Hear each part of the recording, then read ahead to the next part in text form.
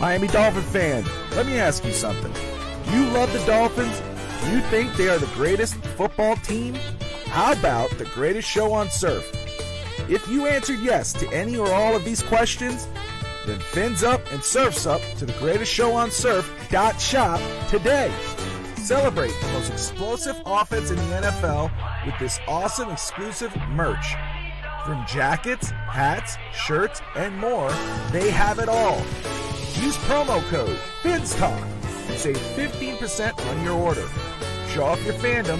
Don't wait. Go to thegreatestshowonsurf.shop today. Miami has the Dolphins, the greatest football team. We take the ball from goal to goal like no one's ever seen. We're in the air, we're on the ground, we're always in control. And when you say Miami, you're talking Super Bowl, 'cause we're the Miami Dolphins, Miami Dolphins, Miami Dolphins #1. Yes, we're the Good evening, Dolphins fans. Welcome to another episode of the best, most positive Dolphins show on the internet, the Fins Bandwagon.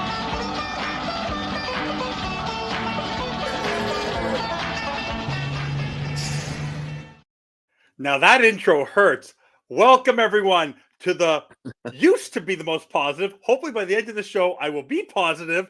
Host, I'm Finstanza of the Fins Bandwagon, not Broken Wagon just yet. I'm your host, Finstanza. With me always is my pops, Fish Tank Hank, and our special guest who's been on with me a few times, but not with Fish Tank, so they're going to have a lot of fun at my expense tonight. Dolphin, Courtney, how are you both? Good. You guys are happy to be here? Hank, how you doing? You know, Evan, first of all, there's nothing broken. We have a flat tire is what's happened. 4 flat tires. I'm in the back. That's why I brought Courtney with me here. I got it. You know, it's going to take some big tools to fix a lot of these different things we got going on with the Miami Dolphins. Yeah. So we had to bring in a little extra help for that for sure. And, you know, she's got a great smile, which works good. So, Yeah. you know, that works also. And by the way, I hope she realizes this, that now that you've met Fish Tank in person over the internet, and you'll meet him next season, you now get to meet everyone on the Fins Talk Sports Network, and now you're truly protected because he's the Corleone, he's the patriarch of our family. So now that you have, if he approves of you, you're set for life. I love it. Yes, I will find my Definitely. positivity. Definitely. We'll have to have some food too, because Yeah. I am, you know. I like that. So We'll have some positivity. So before we get to Courtney, because Courtney and I have done a few shows this week, and Fish Tank, you have been under the weather, so we hope you're feeling better. Well, thank you.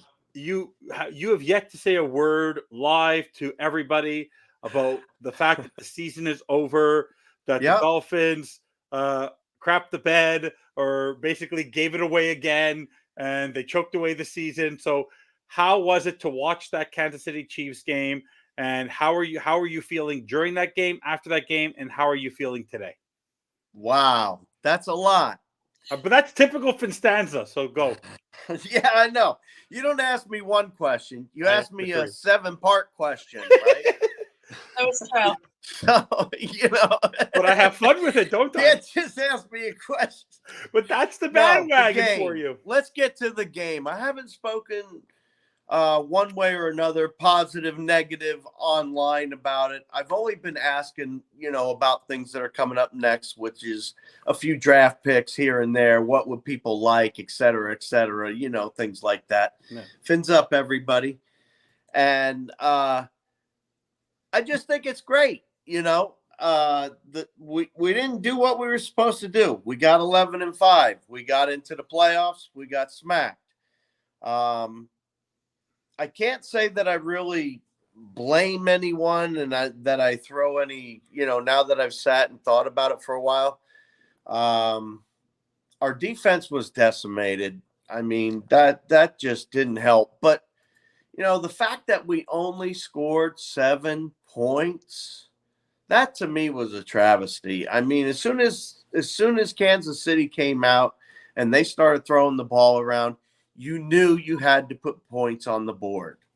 It didn't matter what the weather was going to be. You knew you had to start putting points on the board. And I was hoping we were going to stack one after the other. We get one and didn't do anything afterwards. The whole thing was kind of a crapshoot going into it. I had a feeling we were going to lose. I just didn't really think that we had what it takes to get through there. We have an offensive line that you're trying to get rid of the ball in under 3 seconds because you're worried that nobody can hold up long enough to keep anybody out. I mean, you got a defense that was, just the injuries were just unbelievable. And it goes on and on like that. That's how the game went for me. Okay.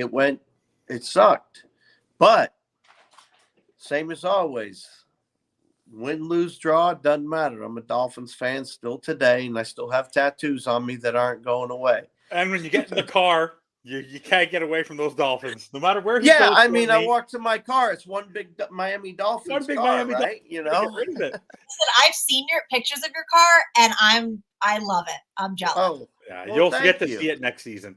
You'll be tailgating with us. I will be fan club weekend. I'll be down. Yeah, we'll be right down. on. Right I'll on. be down even. So, Well- Courtney, it's been a couple days. I'm going to get into a lot of it, but how are you feeling after knowing that we're not going to see our team play again in a real game until September? How does that make you feel? Where are you with it? Are you basically at a point now where you could just move on, or are you still soured on that game last Saturday? I've moved on from the game. Okay. Part of me is sad that our season has ended because I feel like we started with so much potential and it was right in front of us. And this was the season to do it. I mean, so many of the big dogs were down and beaten. And we literally had the path in front of us and we gave it up ourselves. I mean, we did this to ourselves. The other part of me is so, so happy the season is over so I can stop being punched in the face every week. And my heart can emotionally mend. Yeah. But it's right now, it's just kind of like a mix of happy, sad, relief, frustration. I kind of had to go through them all. But I've kind of accepted it. It is what it is. And there's nothing we can do about it. I mean, we embarrassed ourselves. And we let ourselves down. I don't think that any of these teams really beat us more than we beat ourselves. And at the end of the day, that's something that we have to answer for. Yeah. So, Daniel, we're gonna talk free agent and draft. We have a lot of shows coming up. We're gonna have On the Clock on Friday nights. We'll do that, but we have to do retrospect because we're talking about the end of the season. The bandwagon hasn't had a chance to really talk about that. So one area I want to talk about related to that game, and then we'll talk about the different aspects of the team and what they have to do going forward and how we measure each player, was, Courtney, I don't know if you had a chance to see it. I mentioned it to Hank in the green room, or like I like to call it in the background. I've refused to watch Hard Knocks since the Titans game because you know how I get. I'm the king of the overreaction, and that would only get me more angry, and I would literally be crying in my sleep, or I'd be breaking things. Yeah. So there was a viral video going through about during that game where a particular person would make a mistake or would not do what they need to do, and then they would play McDaniel saying, "We can't do bleep. We can't do SHIT." Then they were showing videos of the Waddle and Hill sitting on the sideline talking to each other, how we can only like you said, put up 7 points, Hank. And they made it very clear, but every time each person spoke, whether it was McDaniel or whether it was Waddle or whether it was Hill or any player, they zoomed in on a particular player and no one had to say a word. So essentially the goal of Hard Knocks and HBO, because they're pretty smart with this, is a particular player, and that's Uno. And the fact that he was fully to blame for that loss, and that he basically cemented the fact that after 4 years as a quarterback, feeling that people had before McDaniel got there about how the defense didn't believe in him is sort of rearing its ugly head again. So I don't know if you got to see that, and Tuanon went a little bit bananas. How is your feel about the fact that the retrospect of, do you feel that that's more cinematography, or do you really believe that McDaniel and the group of wide receivers really felt that Tua was the key to why they lost that football game on Saturday? I didn't see it. That was the only Hard Knocks I haven't watched because I felt like I didn't need to relive it. Okay. If I wanted to get beat up, I would. But it was posted on Twitter a lot, so I'd go into the city of Philadelphia if I wanted to get my ass kicked. No, I feel like that was a lot of cinematography. Okay. Because I don't think Tua is solely to blame for that loss. I think McDaniel and his play calling and abandoning the run and coming out and publicly saying, "Oh, well, the Chiefs, like I couldn't. They put 2 safeties up. I know what to do." Like that's your job to know what to do. You should have plan A, B, and C, and you should have offensive schemes for potential defensive schemes. If your defensive coordinator is this guru, we'll get to that later. You should be going to him and saying, "Hey, come up with plans together and say, okay, if you have 2 safeties deep it seems like a 2 safety deep or a 2 safety high stumps McDaniel. He's come out and said it numerous times. Like if there is a safety, 1 or 2 safeties high, he absolutely doesn't know how to call an offense." What's up, man? So I think that that's a lot of cinematography. I think that they want the dramatic effect because we really haven't had a dramatic season behind the scenes. Like I think Hard Knocks once. So I think that they know probably that this fan base is absolutely in turmoil. So why not throw Tua? Is he going to get re-signed? It just makes for good TV. Okay. And Hank, I know you haven't seen it either, but as you look on that game, do you put it solely on Tua, or do you think it was an entire offensive shutdown in terms of what happened that Saturday night? Because it literally, the moment that Hard Knocks happened and someone was posting videos about it, Tua went bananas, like everyone was throwing Tua under the bus. Well, it's always a team thing. I mean, it does start and end with the quarterback. And that's because the quarterback gets the ball every time. Yeah. Him in the center. That's it. That's it. That's who touches the ball for the most. Yeah. And so of course everybody's going to be on top of him. Fins up, bro. Fins up. And there's a lot that could have gone wrong in this game, and there was a lot that did go wrong, but this team basically went in there on a crutch to begin with. I mean, that offensive line we haven't had an offensive line the whole season. They've been patchworking that thing the whole time. That's why they're getting the ball out of his hands so fast. I mean, there was a lot of different things on that offense where it just, like Dahl said, it was just sucking the life out of you. It just, you could see, as soon as he went with the 2 deep safeties and this, he didn't do anything. He didn't do anything. You have a cat? Yes, I do. 2 cats. He has a cat named Cheetah and a cat named Blitz. One of them just sounds very angry right now. That's probably Blitz. Or very needy. It's probably his new cat, Blitz. I was like, am I hearing things? I hear a cat. He has a new. It's a new cat. We'll talk. So for me, was he about to show the cat? There's Blitz. Oh, look how cute. There's Blitz. My little baby Blitz. He's so cute. Yeah. Whining.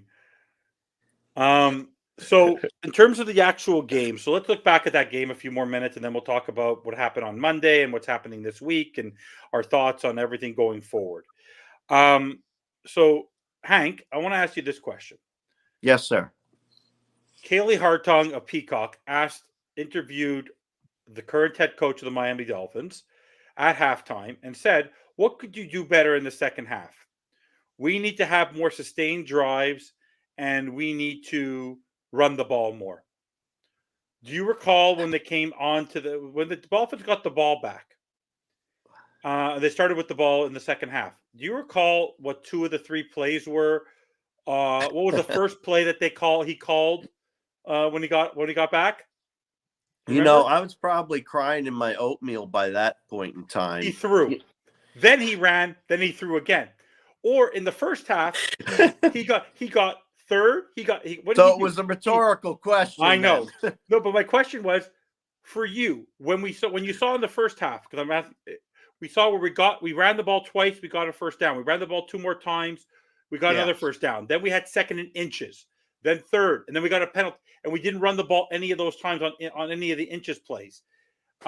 What was your feeling going into that game? Because we all talked about in Fins Talk today, you and me, but running the ball. How much did that frustrate you as a Dolphins fan that they, in the fourth coldest game ever, you're trying to throw the ball against Patrick Mahomes? Yeah, when you're down, you're going to throw the ball. That's what people do when they're down. They throw the ball. I mean, I can't say they shouldn't have thrown the ball, but, at the same time, we should have won so many games running the ball, and we didn't run it. Yeah. And it kills you. It just kills you, watching it happen, because you sit there and say, run the ball, do something different, do something. And I don't know. I didn't see what I thought I should have seen out of this team. If he was a real guru, then why didn't he split 2 of the backs out of the backfield and make them wide receivers and stick them out there and really press the defense? You could have pressed the defense all over the field if he would have just dropped both of those backs to the wideouts.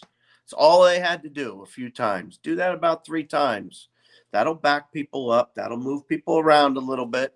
Do something to confuse them. It doesn't matter what it is. Do something. And we didn't. There was no change.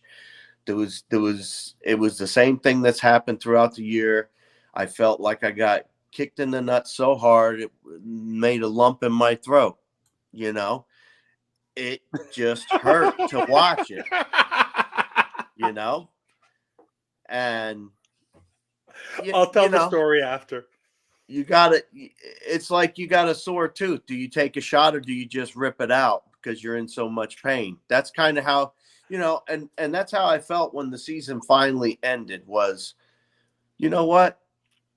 All right, it's over. It is what it was. Things went back and forth. It's just the way it is. Okay. Now, what do you need to tell me, Junior? Nothing. So, nothing. So, okay. Why? You were just cracking up. I'm like, it must be good. Because, the story is, so there's a whole story, because this is a typical Finstanza moment, okay? In Canada, so at the Panthers game, I made a bet with Bobby that if I'd get off Jason Sanders' back, and I would buy a Jason Sanders jersey by the end of the year, if he didn't miss any extra points or field goals. And people kept on harassing me about it. Long story short, in Canada, you can't customize your jerseys very easily, and it's overly expensive to get it. And unless I go back to Florida and order it and get it, it's impossible. I found someone who basically said he could do it, and it was the way it was, but then it looked like I sort of got not scammed, but screwed over. And then I ended up getting my money back, but then somehow it appeared in the mail, but the guy did a crappy job doing it. So I got a jersey with his name on it. It's a typical Finstanza, George Costanza thing to do. I never specified I was going to get an authentic jersey. I said I would get a jersey with his name on it. So people now are giving me crap that I got a jersey that looks like I got it at an arts and crafts store. But I don't care. I said that. That was me. But I don't care. So you want to know what? I make everyone a promise. On Fan Club weekend, when I'm all with you at that game, I will be wearing the Jason Sanders jersey. I will be wearing an authentic Jason Sanders jersey because you won't give me a choice, because I will go to if I don't have it wearing, you'll force me to go to the store and have it custom made prior to the game. So it won't matter. They should be cheap right now. Try to get some on sale. I did. I said I'd get a Jason Sanders jersey. There it is. It says Sanders on it. It says Sanders. I am pushing the goal. Yeah, Cap. I'm pushing. I'm allowed to push the goalpost. I agree with you. We're going to have to do this all over again. But you know what? Cap? Even though we're doing this all over again, it's going to be different. It's going to be different. I don't know what it is. I hope that they bring in an offensive coordinator and let Mike. I don't lie. I said I would get that in Canada. That's a Jason Sanders jersey. Okay. That in Canada, that's what you're able to produce. Okay. Okay. So, anyways, so Hank, can I ask you a question? Yes. Yes, sir. Tell me why on Saturday night you were proud of Vic Fangio. Wink, wink. There's a reason why I'm asking that question, and someone knows why. I wasn't proud of him. I thought he would do much better too. So, Oh, go ahead. Give me a hard time. No. So you agree? So, because do you believe that Vic Fangio did a good job on Saturday as a defensive coordinator of this team, and on Saturday night, did he meet your expectations as the coordinator we hired at the beginning of the year? He held them. They held them 26 points with that horrible defense with no players. That's pretty darn good. Yeah. That's pretty darn good. If you're asking how the defense did, the 26 points, that's really good, to be honest. What about the first drive? That first drive, 2 games in a row against the Chiefs, looks like a knife going through butter. Yeah, it totally did. You're totally right. But again, 8 players. Come on. I mean, come on. That's not a couple. Courtney, state the case, because then we'll talk about other things. State the case to Hank and everyone here on why you believe Vic Fangio is a hindrance to this football team, and why you want him to go visit the old folks' home, and you do not want to see him in the upper booth next season, and why he frustrates you so much. First of all, I can't even guarantee that he's been in the booth. He hasn't, You never see him.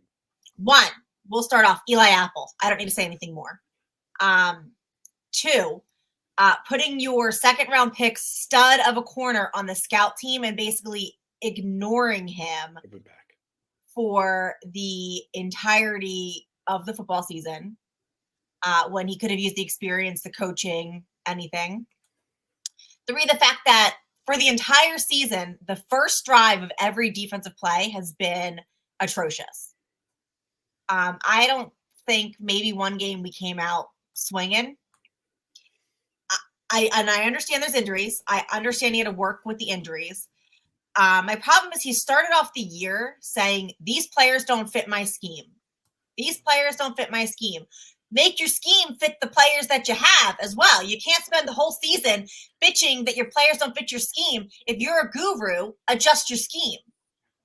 The fact that it's week 18 and we're still seeing players confused about their spot, the lineup, whose zone it is. There's confusion. Ramsey's yelling at Elliott. Ramsey's yelling at Kader Kohu.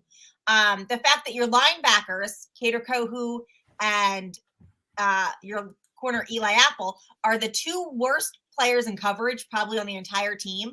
You spent the entire year having them cover top receivers. Yeah. There was never an adjustment made. There was never a change in a game plan. Even the Ravens game, how many games in the second half did we come out and do the exact same thing that we had done the whole game? He doesn't make adjustments. He literally just says, it'll work eventually. If we keep doing it, we'll get there. Your own players on Hard Knocks came out and said that they were having trouble learning this. Then starters go down. You have backups in. The backups and the starters, there's no gel. You can say there's injuries, whatever. It's up to the coach to make sure that the players know his game, his scheme, that the players are ready. And then the fact that you have corners available to you. You have Nick Needham. You have Cam Smith. So what do? You put Melvin Ingram in coverage as well? Like, it just seemed like he's stubborn and he thinks he knows better. It felt like he was halfway to retirement already, like that he really didn't care too much. He was just kind of here for that last paycheck before he heads off, to shuffleboard. It's just the list goes on. We held them, but I credit more to the talent on our team than to the scheme that was called. Because the talent that we had up front with Chubb, Phillips, Van Ginkel, Wilkins, they can get to it. That's their execution of it. But I think the overall scheme, the personnel management falls on your coach. And I think that he was great 30 years ago. And I think that, that doesn't take away. but I just think that he's not a good fit with the talent that we have. We have a man personnel. He plays zone, a soft zone at that. And I cannot forgive him. End of my rant. Honestly, Hey. it wasn't 22 minutes. It wasn't 22 minutes like mine. But Tells me that we have a top 10 anything. I don't give a shit about stats, you guys. You could have a number one defense lose to a 32nd ranked team any day of the week. Yeah. Stats and the numbers don't mean anything. When you look at a game and you see the poor execution, you see the missed tackles, you see the problems, I don't care where you're ranked statistically because you bulldozed over a crap-ass team with, the Broncos that padded your stats. That, at the end of the day, isn't the game. You lost when it mattered. You got absolutely embarrassed by the Ravens, letting them score 56 points. And then you absolutely, in the last 3 minutes of a game, crumbled to the Titans. That's a top 10 defense to you? No, stats mean nothing at the end of the day because your ranking in anywhere means absolute garbage. So take your stats and you can put them where the sun don't shine. Hey, Hank, you know how I am the king of the rants? Why do you think I'm such a big fan of that person? I don't know where I'm going. Why do you think I'm a big fan of both of you? So Hank, tell me, after you've absorbed all of that, what do you think of Vic Fangio now, Fish Tank? I still have the same comment I had before. They held them to 26 points in that game. You're asking me about that game. I'm answering about that game. They held them to 26 points. I was surprised. It's the worst Chiefs offense that they've had in. I'm not giving any particular person credit either, though, Courtney. I'm not giving anybody credit. I'm just saying. And what are your thoughts on Eli Apple? Oh, Jesus. What the heck did we get him for? What did we get him for? For what? Guys, what, Guys, can I ask you guys a very quick question? It's a simple question, okay? Whether you like Vic Fangio or not, okay? Who selected Vic Fangio to be his defensive coordinator? Tell me who that person was. Can you tell me? What was his name? What's his name? Who hired him? Greer? Wrong. McDaniel. Who wanted him to be the DC of this team? Who wanted him last year to be the DC of this team? You know what? A lot of people wanted him to be their DC. Who hired him? Say his name. Ross McDaniel. Thank you, McDaniel. Thank you. Who kept Danny Crossman 2 years too long? He needs to be fired now. Yeah. Somebody's sneaking in. Damn. I'm not letting him on the show. He's hiding. Someone's hiding in the background. But we're not letting him on the show. Bobby? Yeah, we're not letting him on. No, Bobby. Go away. Go away, Bobby. Too We many love Bobby. I'm just kidding. So want to talk about Clem Smith too? I don't know.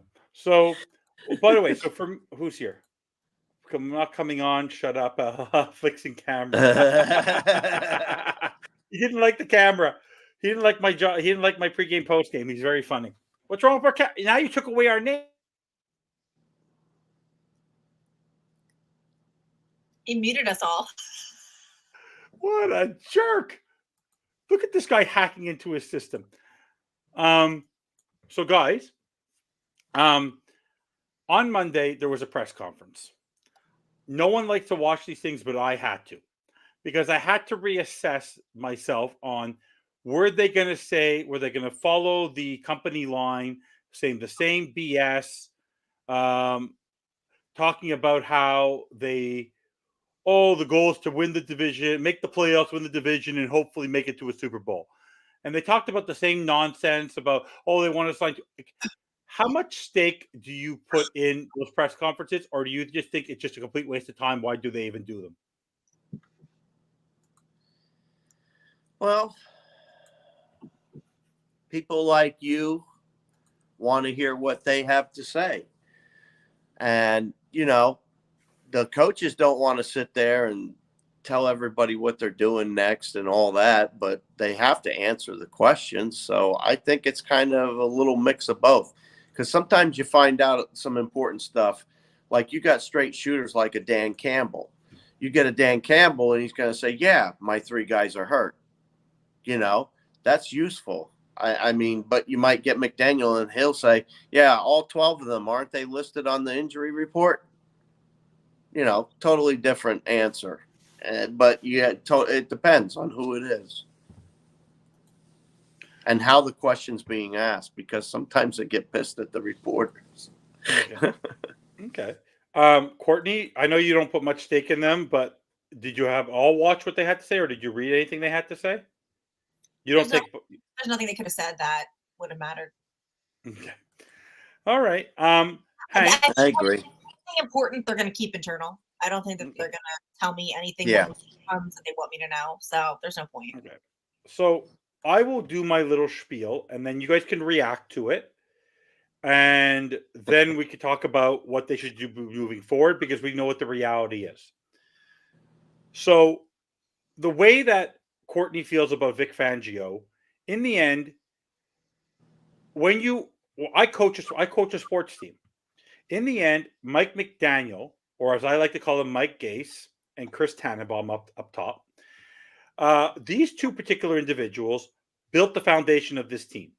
When Mike McDaniel was hired as head coach of this football team, Chris Tannenbaum, or Chris Greer, fine, I'll call him Chris Greer, gave him players that Brian Flores did not have. Brian Flores' star player on defense was Xavier Howard, 10 interceptions.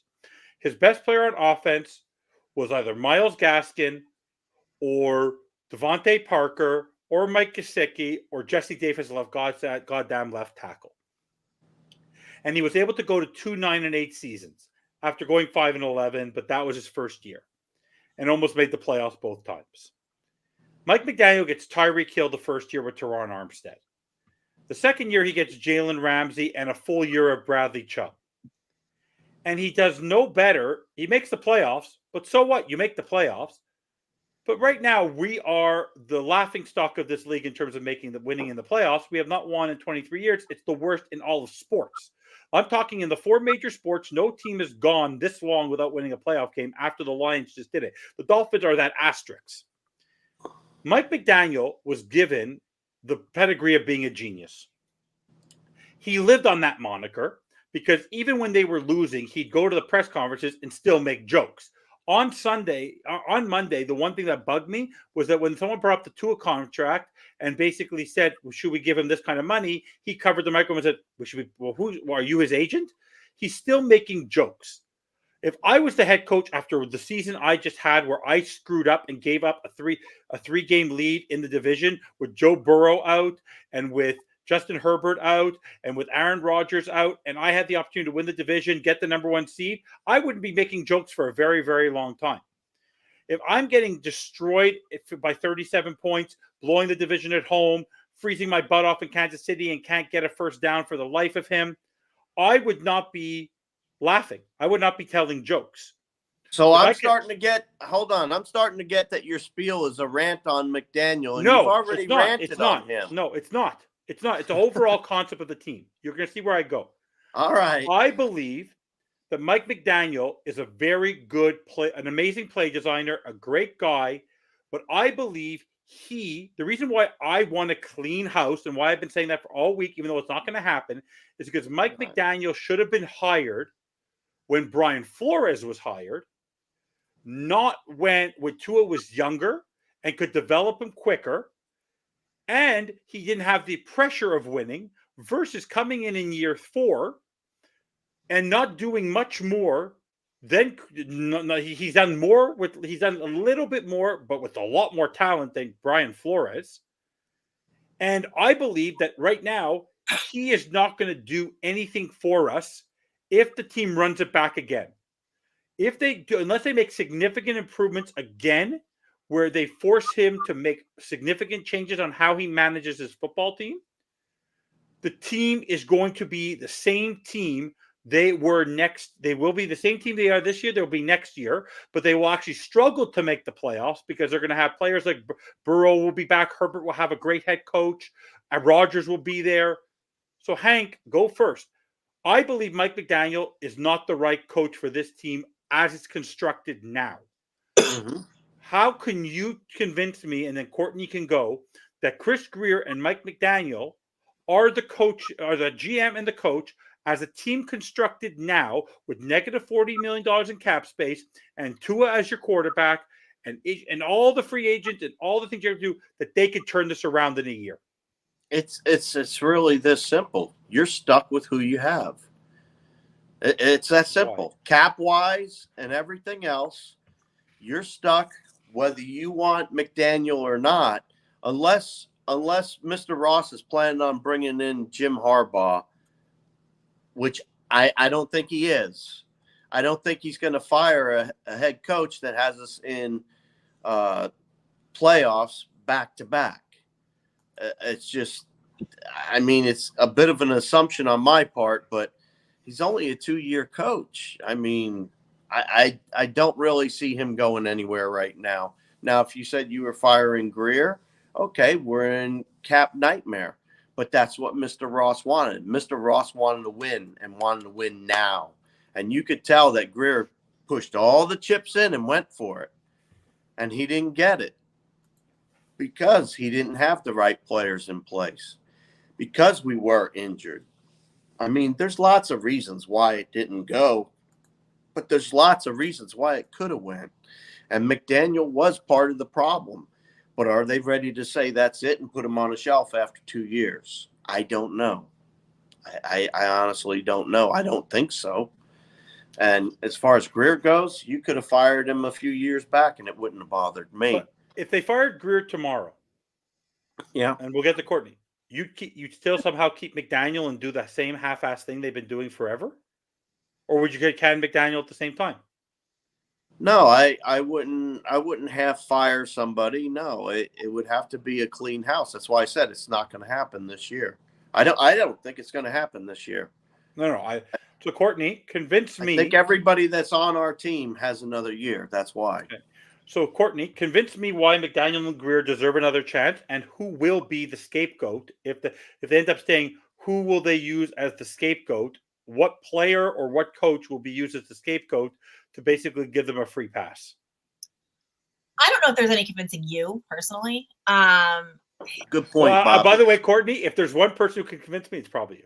I'm passionate about the offense, so like the defense, but I don't think anybody is going. But I do think I don't hate McDaniel. I hate that McDaniel's in charge of play calling. I think that should be taken away from him on the field. He can write his plays till his little heart's content, but I don't think he should be calling the plays. I just don't think he can handle being on the sidelines, managing a game, and calling the right offense, especially for his press conferences with defensive schemes. He doesn't know how to do things. I'm talking and you have to throw that on the screen. You know what that does to me. Oh, you're. By the way, you had me you had me rolling with that video. Yeah, I knew what you were doing, and I was laughing the moment you started talking. Thank you. But I just think that play calling should be taken from him. But I don't hate McDaniel. I think that he's done a lot. I mean, he's done a lot, but he's also failed a lot. But I think that that's the risk you take when you hire a young head coach, a first-year head coach, is that you have to go through his learning patches. And we may not even be the team that he may learn with us, screw up with us, and then go on and, worked out my kinks with the Dolphins. Now I'm ready. But that's the risk we took when we got him. That's what a lot of coaches have done through the years. Example, Don Shula was with the Colts before he came over to the Dolphins.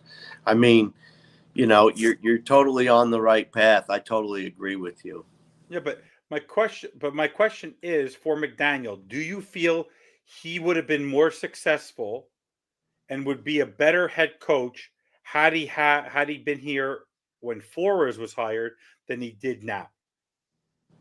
No. You don't think you think the situation of having all this talent, because the one thing I saw this year, and tell me if I'm wrong, because you don't like stats either, it's talking about number one offense, top 10 defense, which Hank and I both predicted would happen this year, that we both have a top 10 offense, top 10 defense, and it happened, is an aberration. Because just because you do something great in October, September, October, and part of November doesn't mean that your defense is and their offense is fantastic. Just remember, in 5 losses, guys, in the 6 losses of the regular season and the loss in the playoff, the team was lost by 3 scores on average. And in the last month of the season, we averaged under 20 points a game. And on our most important game of the season, we put up a tutty. We put up a touchdown, and that touchdown shouldn't have been a touchdown. That's why I said don't care about stats, because we were still the number one offense. We're still the top. Like we weren't. That was no. Stats. That's why I think people get a little too hard.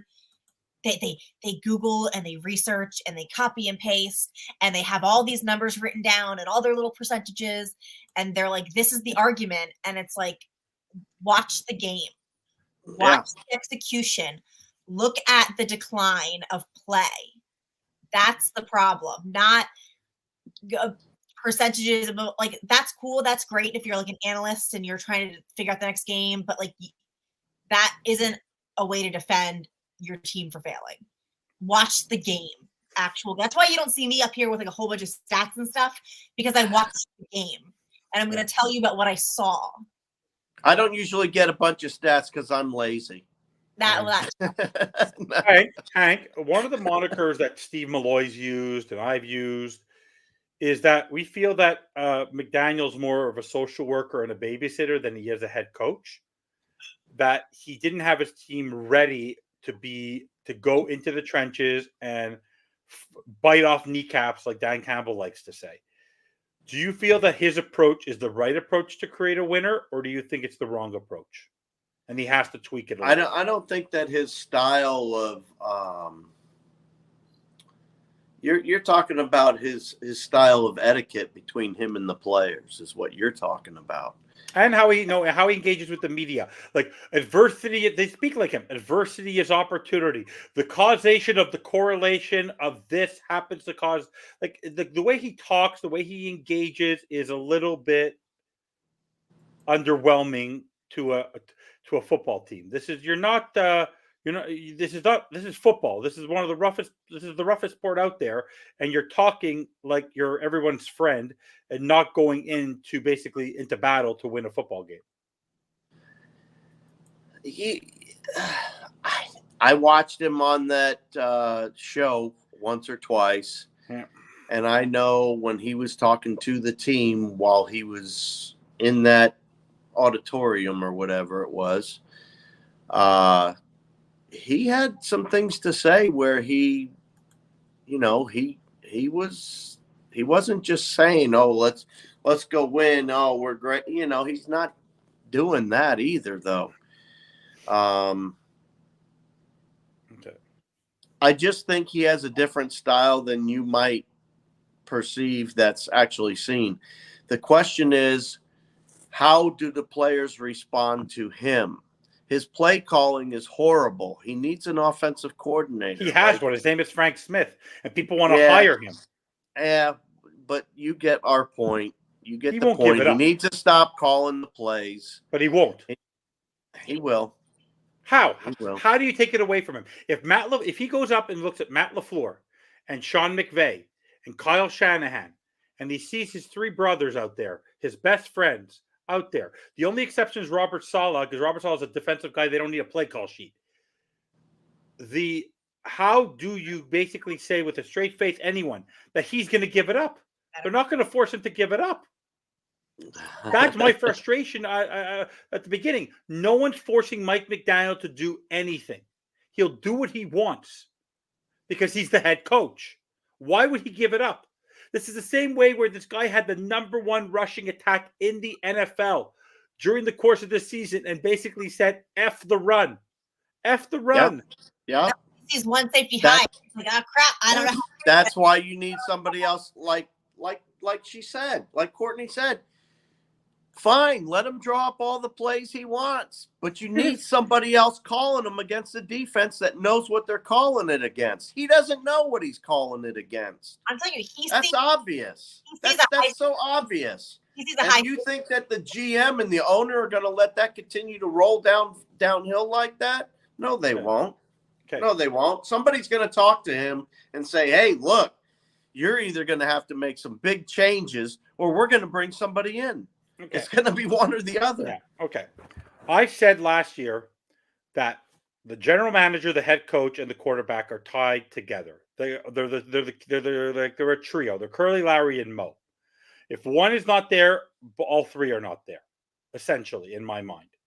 So to ask this question, I don't want to ask this to Ray right now, but to Courtney right now, just straight up, and then we'll talk about one. If you had to pick one right now, tomorrow, is it McDaniel or is it Tua? That has to go or stay. Who's on the Miami Dolphins on kickoff for the 2024 season for you? Right now, no. Who would you choose, Mike McDaniel or Tua? It'd have to be Tua right now because I don't know who we would replace him with this offseason. And Hank, because we're 2-on. What would you be?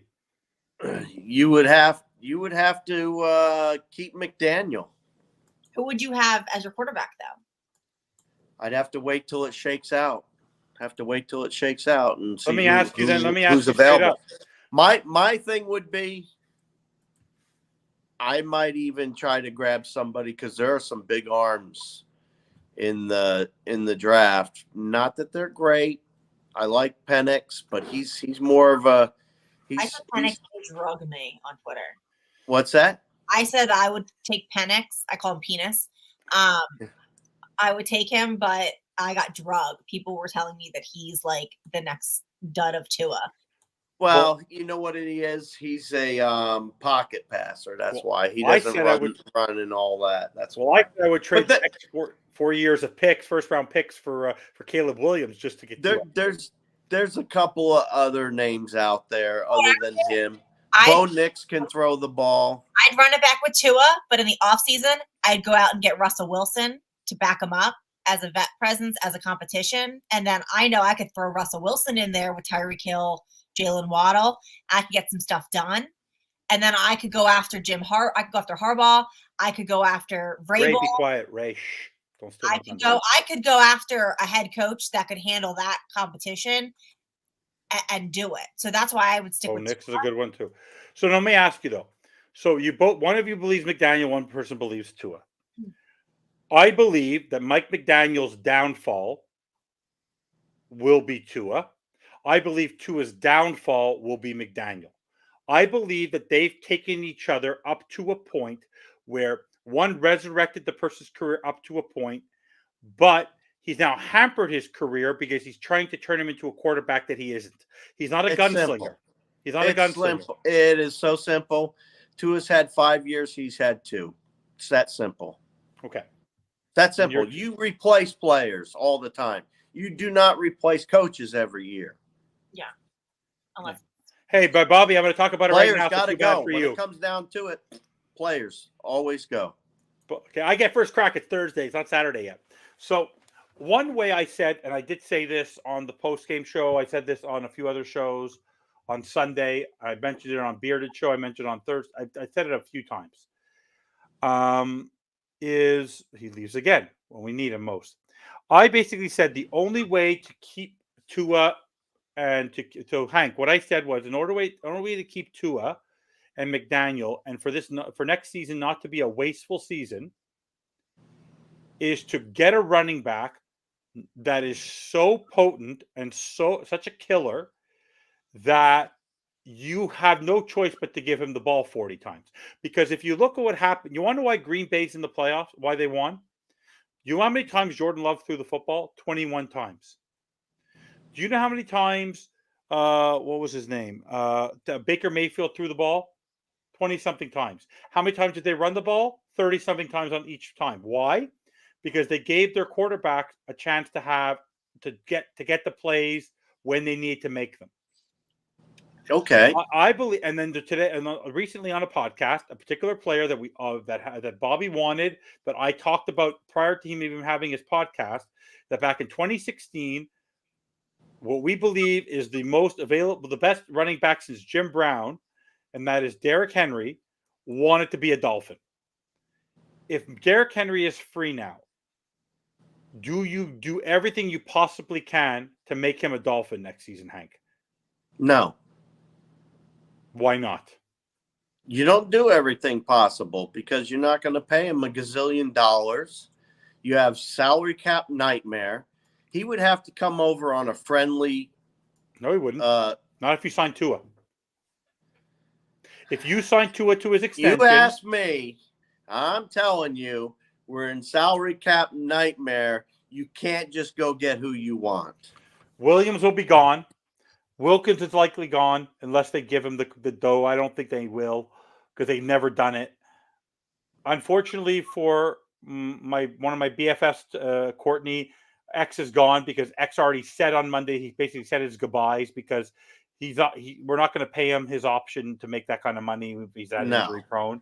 That's not happening. I will get to it. Not good enough for that money anymore. So there's a lot of players that are good on the offensive line. They're going to have to redevelop. For me, the only way next season is a better season, is a damn good season, is you have to improve the running game because most of his touchdowns were scored in the red zone, and they were scored at a point where it worked, but then Mike McDaniel abandoned it.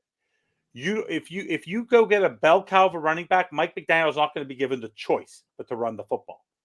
Mike McDaniel abandoned it a lot of the times because they got behind too. No, he didn't. We were behind a lot of times when he would. Not at the beginning of the game. It was 14-7 in the first half. What do you stop running? I'm not going to sit here and go over each individual game. I'm just saying we had 5 losses. Okay, and I'm looking at the losses. When we lost, like you said, we lost big time. We didn't lose by a little bit. We lost by a lot, like a landslide. And that has absolutely nothing to do with the running game. No, that has to do with the passing game and not getting the ball downfield. You have to score points against the Bills. You have to score points against the Chiefs. You have to score points. But you don't have the quarterback to do it. How many points did we get in those games? You don't have the quarterback to do it. Doesn't matter. Doesn't matter. You had the talent on the team to do it. Who's the talent? It didn't get done. Who's the talent, by the way? Tell me the talent you had on the offense in the last 6 games of the year, both of you, that you believed in that could do the job. Devon Achane. Besides him, who had it? You want to take everybody out that we mention each time. No, I don't. I would try. I like running it back. Achane, Mostert, Hill, Waddle. There were quite a few people on the team that were doing just fine. Not in the last 3 games of the year. Evan, yeah. Braxton Berrios. Oh, disgusting. No, so Hank, let me ask you this question. In every game that was a big game, Tyreek Hill proved that an elite wide receiver can't win you football games because he didn't have one good game. That's with anybody. And if you have a bad game as a quarterback, you're not going to win a game. Okay.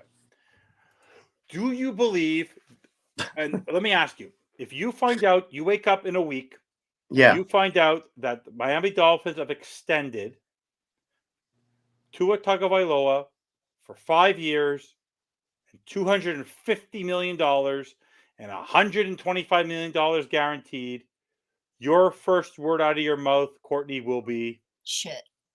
Hank? Better not be. That's one word. One word. That's my answer. Better effing not be. I'll say merde. I'll say merde en français. I'll say shit. So my question is, tomorrow, Hank. Yes, sir. He wants attention, and he's going to get negative attention. Who? Thirsty with those comments. I ignore Thirsty. Thirsty's I'm about to block Thirsty. I'm just teasing, guys. Guys, don't forget to like, subscribe, Cutler. We love it when you come onto the show, guys. We love everyone who's watching. That's why we love going. Don't forget to like and subscribe. We're having a blast. Hank, you say you take McDaniel, so you have Tua. Are you telling me that you would find a way to go get? Would you feel more comfortable next season if Kirk Cousins was your quarterback? You said, who do I have to get rid of? You gave me 2 choices. I would get rid of Tua. Now, so if you wouldn't sign Tua to his extension till after his option year, which they if it was me and I was the head coach, I would keep Tua till next year. That's what I would do. And who would be your backup? You draft one, or just- you go get one? Hey, I like that Wilson backup. That sounded really good, actually. Okay. Sounded real good. I tell you that this team comes back with the exact same team they have this year. Let's say they're no X, I understand that, but the same core team there next year with a healthy Aaron Rodgers, a typical an improved New England Patriots team, a very good Buffalo Bills team. Are you telling me this franchise can go once again with a healthy Joe Burrow, a healthy Justin Herbert, an improved AFC? This team can do better than it did last year? Tell me that with a straight face. Yes or no? Absolutely. Why? Absolutely. This team just was. They were gutted. They're going to have injuries every year. You're going to have injuries, but you're not going to be missing 8 of your 12 starters on one side of the ball. Well, part of it's McDaniel's fault for leaving them on too long, 2 of the guys. So put it on the head coach. We're talking now. Let's stay on it now. Look, you had 8 out of 12 gone. That's too much for anybody to overcome. I don't care who you are. It's too much. That's why I was surprised we did so good and only gave up 26 points. But I don't believe that. But I don't believe that's because of the defensive coordinator was calling such a great game. You know, like Dahl said, it's because we had talent on the team still, even after being decimated. A lot of drop balls on their own, like the Chiefs. Aren't the Chiefs. It should have been 40-7. By the way, Courtney, let me ask you. I never got to ask you. Would you do everything you possibly can to sign Derrick Henry? Not everything that I possibly can, because I really like Mozart, I like Achane, and I really like Brooks. So would I like to have Derrick Henry? Yeah. I'm not throwing the kitchen sink to get him. If he wants to come over, he's getting older, he's getting beat up, he has some injuries. If he wants to come over and finish out his career in Miami, let's work something out. But I think we have enough talent, at least in the running back room, because that's the only department that didn't let me down this year, to actually do something like a solid run game next year if we stop abandoning it. So, no, I wouldn't do everything I possibly can. Okay. Derrick Henry's not going to come in here and fix this entire offense. That's unreasonable. That's idealistic. Let's get that. I agree. Okay. So I want to mention this guy who's trolling us today.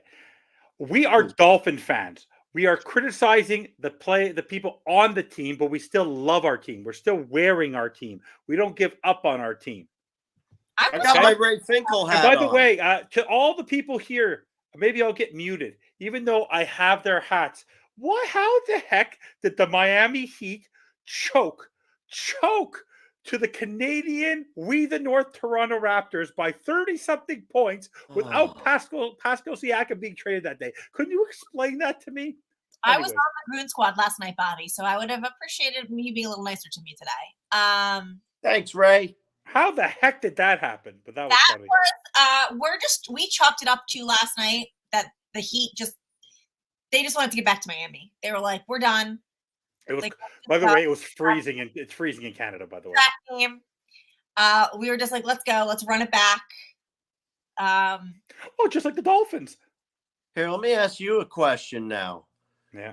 What position do you think we should go after first in the draft? Cornerback. Because that's what Chris Greer is going to do. He's going to see that X is not there, that Cam Smith, and he's going to give Vic Fangio will be back, and he's going to give Vic Fangio his selection in the first round. What do you think, Courtney? The first position we should go after is a dynamic linebacker that can cover, that you can play coverage, that can also protect the middle of the field, that can tackle. So you're thinking maybe Jeremiah Trotter Jr. at 21? I don't know any of the young guys coming up. He'll be on the clock with us. Bobby told me that he would help me with that. I don't have enough time in my life to do Heat, Dolphins. Well, here's what helps me out a lot, what I do, because I'm not a college guy and I don't do all that either. I go to this draft simulator, and I can read about the top talent is what I do. That's good. That just helps me at the beginning of the year to know. I want a dynamic, versatile linebacker because we really, I think our defense, that was the biggest, our biggest hole. Because if you look at most of the yards, most of the targets, aside from Eli Apple, middle of the field. Because our aside from Eli. But did Eli have, as Bobby would say to me, did Eli Apple cross you in traffic? Did it? And by the way, let me just say to all of you, this is the reason why I'm in a good mood tonight. I'm actually in a very good mood. It's because no matter how bad the Dolphins choked away this season, nothing gives me more joy than to watch the Dallas Cowboys lose, choose to keep Mike McCarthy, and continue, and Stephen A. Smith to roast them to death because they are America's team. But on top of that, to watch the worst fans in the world that have the Phillies, that have the 76ers, to watch those Eagles. They made the Dolphins look like star tackles. They made the Tampa Bay Buccaneers look like Super Bowl threats. It was the most enjoyable 32-9. It was as if Jalen Hurts had no interest in being at that game. He thought the game was over before it started. He took a 6-yard loss on a safety. It gave me such joy to watch other teams lose more than our team. It was just so great. You know, in the end, we're not the worst story. We were expected to lose in Kansas City. These two teams were very much expected to win. So maybe we'll be a backstory for a few months. It's okay. Except when Tua brings us back to the forefront and gets a 5-year, $250 million deal. He's not going to get that. No, but by the way, Hank and Courtney, I like the question, Hank, about who we need.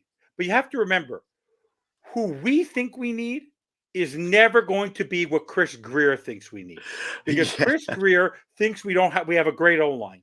He thinks that we have a great linebackers. He thinks he has a great secondary. He thinks he has a great quarterback because he drafted that quarterback. So in the end, just because we believe something, that's my frustration with this football team, is the fact that our management believes something different. That's the problem. And next year, you have to remember, this could be Tyreek Hill's last year. You have to remember that. It could be his last year because the year after that, he's $90 million on the cap. There's no way they're going to have to cut him and then maybe restructure his deal and re-sign him if he doesn't want to retire. There are plenty of quarterbacks that they could take in the draft. Plenty. Sure. But they won't do it because that means they're going to hurt Tua's feelings. Well, at this point, he's already done 5 years. And he's not getting it done. He's done 4. I just could. Yeah. Okay. His 5th year next year. It is. Yeah. It's. You know what I meant. Yeah, I understand what you mean. My question to you is: he's not gonna get somebody in there. I don't care. And then if Tua starts sucking halfway through, throw somebody else in there. If Harbaugh says, I want to come to Miami, if he goes to Ross and Garfinkel says, I want to take control over the Miami Dolphins tomorrow, do you give him that right? Would you do it? Who? You. Would you give the reins to Jim Harbaugh? I wouldn't give him player personnel, no. No. Would you give him the reins of the football team and let him find his general manager to manage the personnel? Absolutely. You'd fire everybody for that. Would you, Courtney? I wouldn't, but I think Ross would. Okay. That's why I say absolutely, because I think Ross would. Ross would jump on that in a heartbeat. I've already told you that McDaniel shouldn't go anywhere. He's only been there 2 years. I still sit on that egg.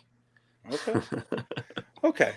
So right now I'll just go over a few players and then we can call it a night unless you guys have anything else you want to talk about, because I know for Hank it's not feeling 100%. And I know we don't love to do these shows forever, but knowing me, we'll probably go for another hour. No. I'm kidding. Hank, you could drop out. I'm not forcing you. Hank, is there a reason to keep X? No. Courtney, give everyone a reason why we should keep X at that contract. Eli fucking Apple. Who else? Cam Smith. have? Cam Smith. I love Cam Smith. Would you give up Xavier Howard if Cam Smith was a starter next year? No, I would not give up Xavier Howard because I think that Cam Smith needs work because they didn't invest in him this season like they should have. I think he needs the time. I think we bring X back and we rotate X and Cam Smith. That we have X there, but we're getting Smith the reps too, and they kind of counter the reps each other. But I would never give up Xavier Howard, and I cannot give you a reasonable answer other than he's mine. Okay. The top, Christian Wilkins. Is he worth $25 million a year after what you saw him do this year and in the stretch run, Hank? Is he worth Quentin Williams, Justin Simmons money to you? Yeah. Or can you draft one and redevelop them again? He's worth what he wants to get paid to a degree, but at the same time, is he going to get everything he wants from the Dolphins? Probably not. They just can't afford it. They can't afford him is the issue. It's not a matter of whether I want him or not. He performed great. I mean, he lived up to his contract, and he had to put out this year, and he did. Would you franchise him? I would. Courtney? I'd pay him. Okay. The only reason I see them paying him, if you can pay him, like I said, pay him first. But we're in nightmare, so that's why I said I don't know. It's sort of like we all come to our defenses, and this is a problem with the team, but it's also a nice part about the team.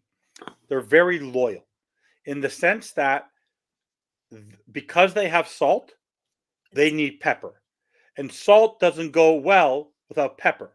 So they're probably going to have, because they gave Sealer the dough, they're going to have to give Christian Wilkins the dough because you might see a huge drop in Sealer's play without Wilkins there. That's what I think. I think they're going to give them the same number of years. Obviously, Wilkins more money because he was a first-round draft pick, and they're going to end up being together. That's just what it is. As they should. What would you do next season? Because next season, Andrew Van Ginkel is a free agent. But next season, you're very likely going to start the same thing you had this year. You might start off with a very tough start where you may have neither edge rusher. Hank, what would you do to help counteract if you found out that Bradley Chubb and Jalen Phillips were not available for the first 3-4 games of the year? What would you do to be able to manage that? Because you don't have edge rushers on this football team. I would get Jeremiah Trotter. So you would do the Mike McDaniel concept. So would you be disappointed if they got another pass rusher in the first round at 21? Even though that's not necessarily an overall. You want an edge. If you want an edge, you're asking me what I would do, and to help, you'd have to start with the linebacker first. You would have to, and you pick up a free agent somewhere just to fill the gap for a few games. But that first pick is so important, and you're talking. I mean that's in the blood for that young man. His grandpa or dad or whoever it was played for the Pittsburgh Steelers, and he was really good. And I don't see his son being any worse. Okay. Courtney? So, if you knew that Jalen Phillips and Bradley Chubb are not there for the first 3 games of the season, what would you do? I mean, I think that's getting ahead of us because I think the first thing that's going to come is who did I draft? Who did I pick up in free agency? What would you do if you knew now that they still have 12 months of recovery? What would you do if you knew that right away, right now, they know that they're based on their injury, they're not going to be available till the fourth week of the fourth game of the year? What would you do to manage it? I would test my draft board and I would see if, when it came time, if there was best player available, could be a pass rush, is it a linebacker? I don't want to overstretch, and I don't want to draft for a need if there's a better player available that I could get. So I would hopefully fill that if it could fall to me in the draft. But if I couldn't draft one, if maybe the cards didn't work out that way because there's other needs that we have on this team, I would look to free agency, see who's available, who can I pick up to fill that slot, like a 1-year cheap deal. But if I'm getting them back, I'm not worried about the entire season. I'm only worried about a few games. But I don't think it's worth blowing up my draft for a right now urgent need. Okay. If you had to guess right now, Hank, right now, Chris Greer's your general manager heading into the draft. Do you truly believe right now that he is the guy who will do what he needs to do in the fans' minds of the prognosticator? He will go get what he needs to get to make this team better next year, or is half of his top draft pick basically going to be fodder and laughter? Because remember this, Cam Smith didn't have a game, Tyndall hasn't been great, but then you see the Jack Campbells, the Sam Laportas, the Tyler Lindenbaums, all these players, starters, great players, Tank Dell, all these all these great first round, second round, third round, fourth round. There's so many players in this draft. The team that had the least amount of success, yes, HM was a start, but the team that probably had the least amount of success developing their players in their first year were the Dolphins. So can you truly believe that when we're doing on the clock that we're going to be as disappointed as we were last season with Chris Greer, or did you think he'll learn his lesson? Be honest. Honestly, I think that we've had problems with some of our talent, and it hasn't just been injuries, which means that it's something that should have been figured out before we picked them in the draft. And I don't think Greer made sure that he did his background knowledge. I don't think he dug deep enough to find out what those players were made of before he hired some of them, because he's brought in quite a few people that stink, but he's also brought in one of the best teams that we've had in over 20 years. So where do you're trying to ask me to lay him somewhere at one end or the other? He lays right in the middle, and if he couldn't get it done, all I would do is relieve him of his job, and whoever's under him, bring that person up to GM for 1 year, see how it works out. And if it doesn't work, fire everybody, clean house, and move on. Courtney? I don't have a ton of faith in Greer. So I'm nervous. Some of his, I don't know. I don't really think that he's a great talent evaluator, especially the young talent. So I think he can find a deal on a vet and free agency, but I just don't think he can really evaluate the young talent. Again, I don't know if it falls on Greer, if it falls on maybe our scouts that we have out there. I don't really know anything about our scouting. But the injuries make me nervous. Again, I think that also falls on our strength and conditioning coaches. Ooh, you must have been, what's in my brain next. I do. It's amazing.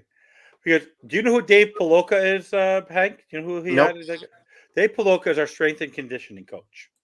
Okay. And the one question that bothered me the most at the press conference was when people asked, do you have concerns of your athletic therapy, with the number of injuries about that part? And you know what Chris Greer and Mike McDaniel said? No. Teams come to us and say we have the best athletic therapists, the best doctors, the best everything. We've been doing phenomenal, how they've been able to develop. When they said this stuff, I basically said the Miami Dolphins is like a cult.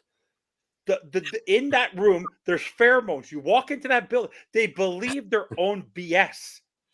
They think that everything is sunshine and rainbows. Remember, Tua's the guy who said, we lost by 37. We're exactly where we need to be. Tyreek's the guy who said that this season exceeded their expectations. I think that they're given a script.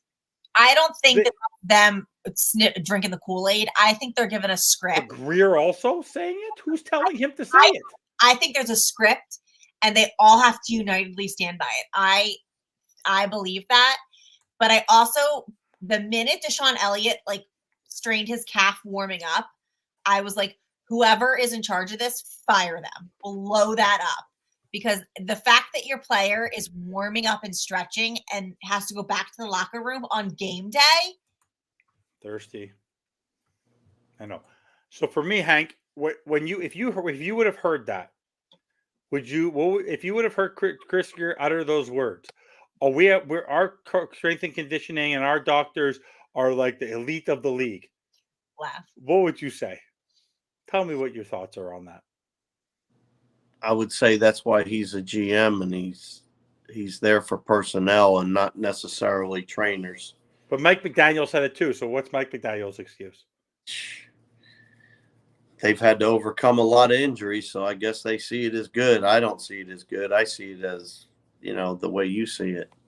Okay. So before we end the show, guys, don't forget to like and subscribe. If you I gotta go eat. Give me 2 seconds. 2 questions.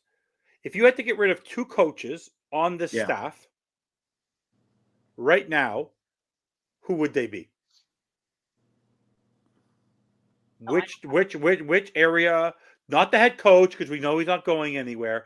But if you had to, what 2 areas that you feel that need to be cut right now, tomorrow? Go ahead, doll. Crossman, Vic Fangio. Very easy. That's what. Okay. And Hank? I'm agreeing. Okay. Name me one player that you believe we are missing on this team to make us better. That literally what position right now that we need the star right now in order to be better next year. So it could be any position. What position right now, not a draft pick. You need to go get a star player. Chris Greer has to do what he did last year and do the year before. What's the one position, the one player you have to go get next season to be a better football team than you were this season? Hank? Offensive tackle. Which position? Offensive tackle. Guard, tackle. So left tackle? You need a left tackle. You have Kendall Lamb. Okay, left tackle. We don't have one. Courtney? You have a right tackle who's okay, and that might produce more next year. We got to wait and see on him as far as Jackson goes, but you definitely need a left tackle. And Courtney? Dynamic return man that can like a Devin Hester-esque that can get me touchdowns, get Tua, if we're running it back with Tua, can get Tua great field position to start. That can, get me to the 40, the 50, get me kick returns for touchdowns. I think we're missing a dynamic special teams returner at like the Devin Hester 2.0. Okay. Because think about it, that puts less on Tua. Braxton Berrios had Tua at the 10, the 20, maybe the 30 if we were lucky, backed up. If we can get somebody in there that can have Tua starting at the 50, at their 30, it can get a run, that takes some of the pressure off the offense. Yeah. I said running back, but in the end, I know that will never happen because Chris Greer never does that. The only thing I can hopefully hope in a prayer that he saw it this year, because he watched teams that had it dynamically, they finally need to go get a tight end, because you knew that game against Kansas City, if you're watching that game and you're Chris Greer, the domination that a Travis Kelce can have, like Durham Smythe is not it. I don't think we would use them. No, I think they would if it was that kind of player. They need to take the ball away from Tyreek Hill. They just need to do something, because they're always looking at the wide receivers. They're never looking up the middle of the field. And we finally need, like, that Darnell Washington. I know he made a few penalties, but that player on this team would have made such a difference on that offensive line this year. Holy crap, would he have made a difference. I just know how funny it is that all 3 of us are fans and we all watch the same games, but we all have different ideas of like who that one is. I just think that's fun. But that's honestly, I think, you know what it is?